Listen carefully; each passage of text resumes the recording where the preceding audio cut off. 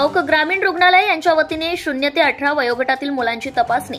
ग्रामीण रुग्णालय चौक तालुका खालापूर या ठिकाणी राष्ट्रीय बाल स्वास्थ्य कार्यक्रम अंतर्गत 0 ते 18 वयोगटातील अंगणवाडी व शाळेतील विद्यार्थी यांची आरोग्य तपासणी शिबिर आयोजित करण्यात आले होते।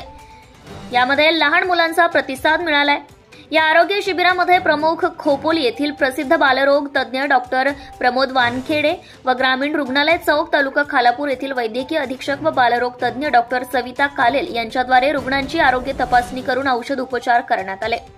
तपासणी दरम्यान लहान मुलांची आरोग्य तपासणी, डोळे, दातांची तपासणी, रक्त तपासणी करण्यात आली। यावेळी तपासणीसाठी आलेल्या रुग्णांना कैलाश दशरथ सोनार यांच्याकडून फळे वाटप करण्यात आले व तसेच डॉक्टर आर.एम. पाटील यांच्याकडून पौष्टिक लाडू वाटप करण्यात आले।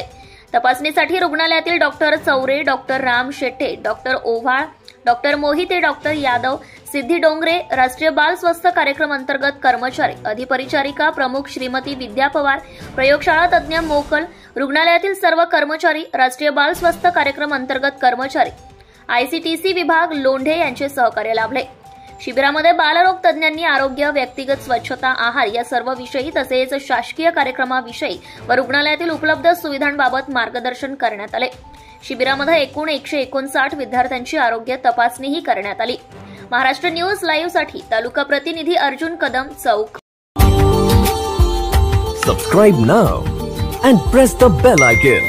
Never miss an update.